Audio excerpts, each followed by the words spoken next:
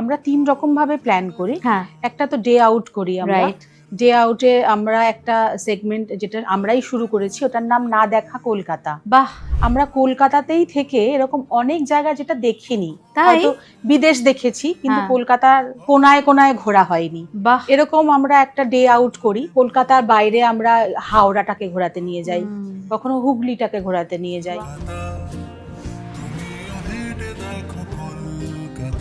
Wow!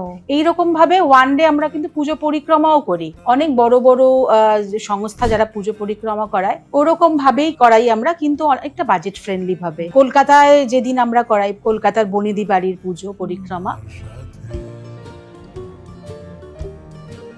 সেদিন কলকাতার কোনো একটা ভালো রেস্টুরেন্টে আমরা লাঞ্চ করাই, এবং এরকম ভাবে আমরা গ্রাম বাংলার পুজো একদিন করাচ্ছি। বাহ! এরকম ভাবে 3 দিনের একদিন আমরা মাঝরাতের ঘোরাই।